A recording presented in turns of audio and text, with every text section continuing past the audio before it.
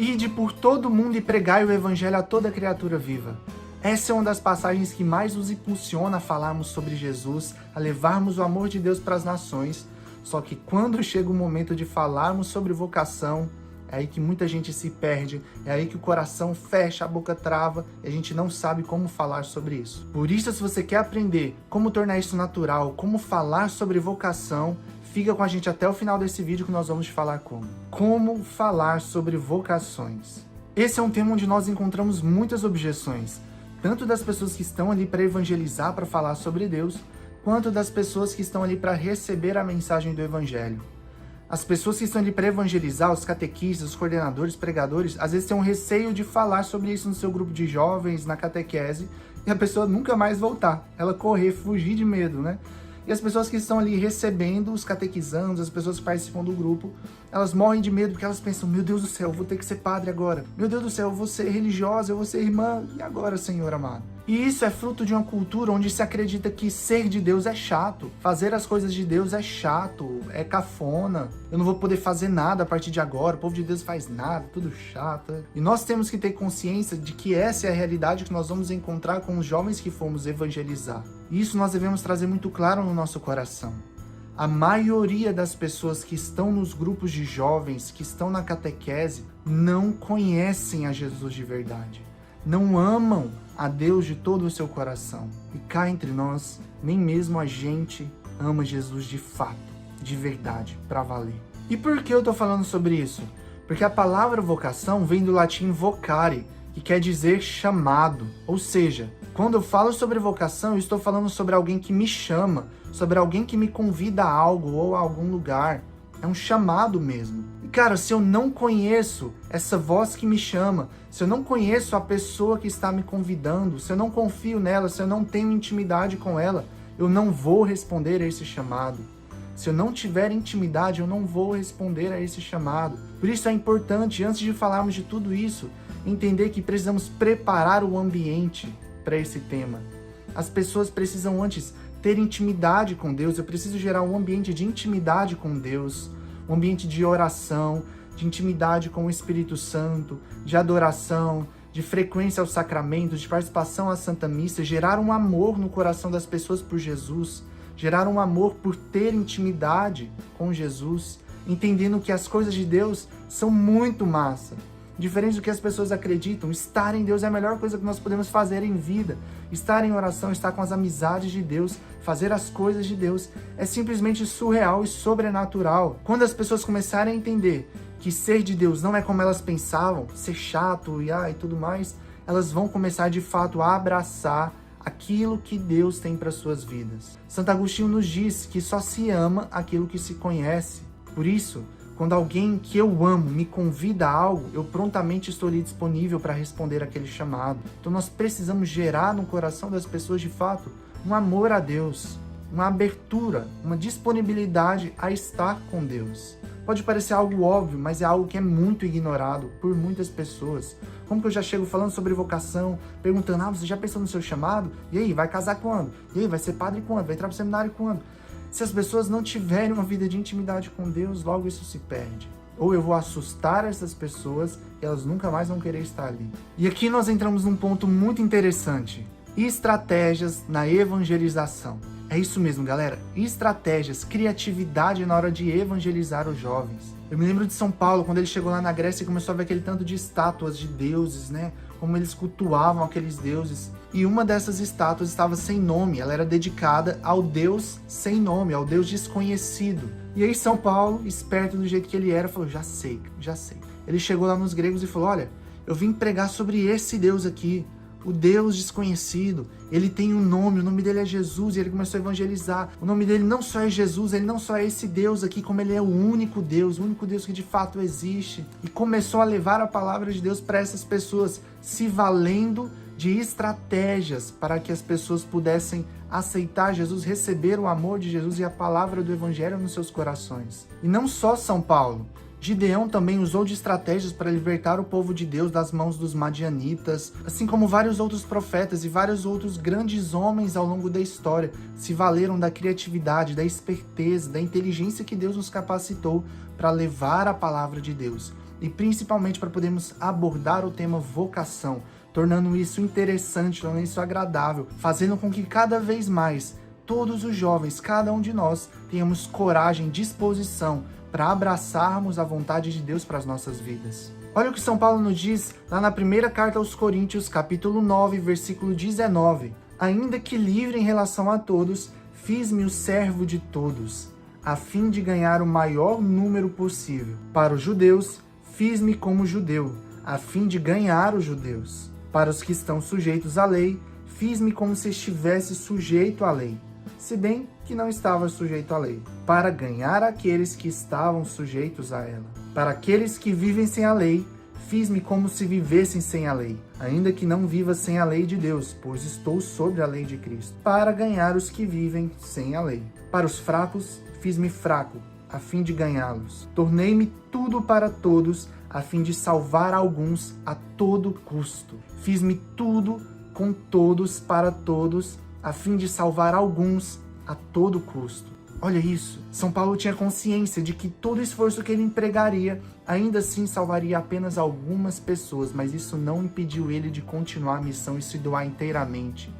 E mais do que isso, ele se valeu das coisas que estavam ali dispostas, ele se pareceu com quem estava no mundo, olha só, ele se pareceu com quem estava no mundo para ganhar essas pessoas para Cristo e trazerem elas para a verdade do Evangelho. Cara, isso é surreal. Isso exige muita ousadia no espírito, muita coragem em ser de Deus, muita determinação e sede pelas almas. Quem de fato quer conquistar algo na sua vida, empenha todo o esforço necessário, toda a criatividade, toda a doação necessária para chegar àquilo. Por isso, se eu quero ganhar almas para o reino de Deus, se eu quero despertar vocações, é claro que eu sei que muito da obra vem do Espírito Santo, é a graça de Deus quem vai fazer, mas também existe uma colaboração minha, existe um empenho meu.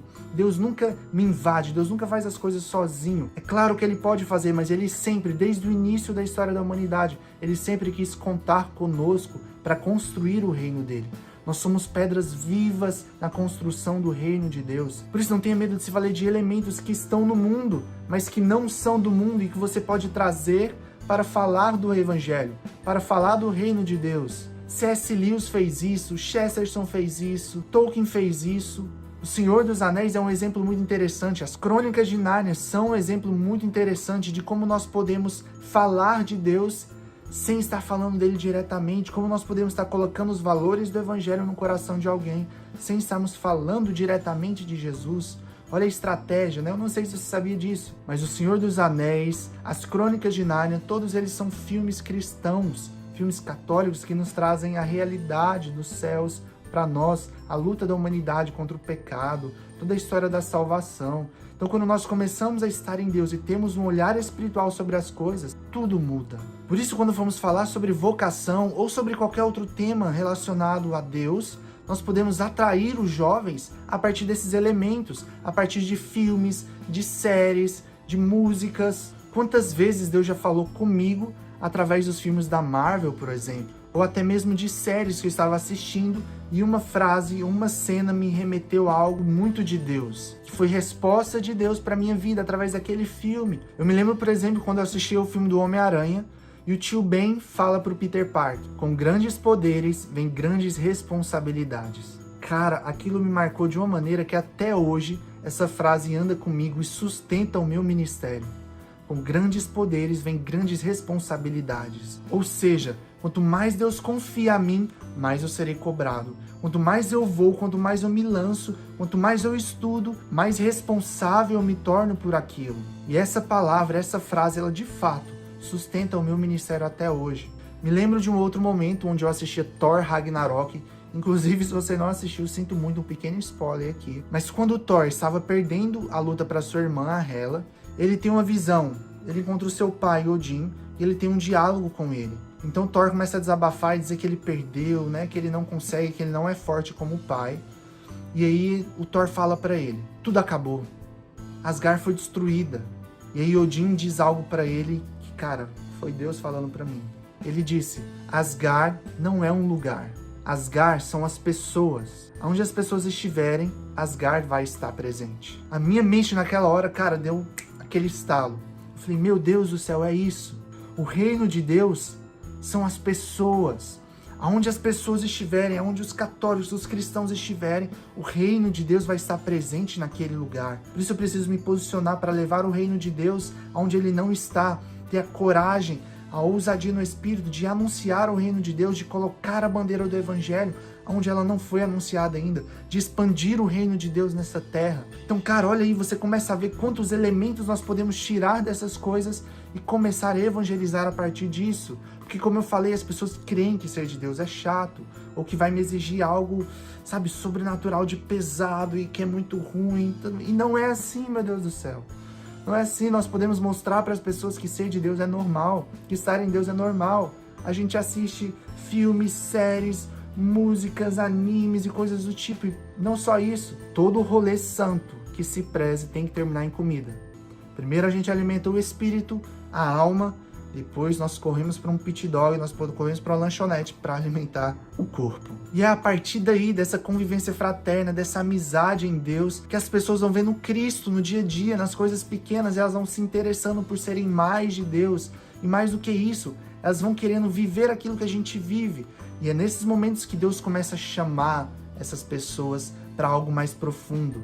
É ali que Deus começa a falar, avance para águas mais profundas. E nós começamos a naturalmente irmos nos despojando em Deus, nos entregando cada vez mais. E quanto mais um coração disponível do a Deus, mais Deus vai tomando espaço em mim, me conquistando amorosamente. E ali a vocação começa a acontecer. Eu quero que você entenda isso. Antes mesmo de você dar o seu sim total à sua vocação a Deus, ela já começa no hoje, na sua vida de oração, no seu servir na sua paróquia, no seu grupo, sabe? Nas coisas pequenas no dia a dia, desde arrumar o seu quarto, desde ajudar as pessoas dentro da sua casa. A sua vocação já começa ali e ela tem afinidade com aquilo que você é. Deus nunca vai te chamar para algo que não tem absolutamente nada a ver com você. A sua vocação, a graça que Deus derrama sobre você, ela tem afinidade com a sua natureza, com aquilo que você é. Por isso não tenha medo. Não tenha medo de anunciar a Cristo e nem mesmo de abrir as portas do seu coração para Ele e de abraçar a sua vocação. Porque aquilo que Deus tem reservado para nós, olhos humanos nunca viram, ouvidos nunca escutaram. Nós, galera, não entendemos de fato o que Deus tem para nós. Se cada um assumir o seu lugar no reino, se cada um abraçar a sua vocação, nós conseguiremos, de fato, cumprir o nosso chamado de ir a todo mundo e anunciar o Evangelho a toda criatura viva, de sermos sal e luz nesse mundo. E essa é a nossa missão. Se o mundo está como está, não é culpa das pessoas más. É culpa nossa que não estamos exercendo o nosso ministério, o nosso chamado, de sermos o sustentáculo, a coluna e o sustentáculo da verdade no mundo e de deixarmos a luz de Cristo iluminar as trevas que jazem nesse mundo. Por isso eu convido você a ter coragem, a sair do seu lugar e a ter coragem, a anunciar a Cristo de verdade, a receber a Cristo de verdade e juntos amarmos a Deus enquanto igreja, para que um dia, no nosso último suspiro, quando nós olharmos para trás, possamos ver Cristo na nossa história, possamos olhar para trás e entender, valeu a pena ter vivido. Dom Henrique Soares falava sobre isso. Felizes daqueles que, quando olharem para trás, no seu último suspiro, encontrarem Jesus na sua história de vida. Felizes essas pessoas que abracemos a nossa vocação, abracemos o nosso chamado e tenhamos ousadia, coragem, intimidade com Deus, nos valendo de estratégias para que vocações sejam despertadas, para que a graça de Deus alcance os corações, que as famílias sejam restauradas, que tenhamos sacerdotes santos, religiosas santas, missionários santos, pais e mães santos nessa geração. Deus abençoe imensamente você. Nos vemos em breve por aí. Até mais.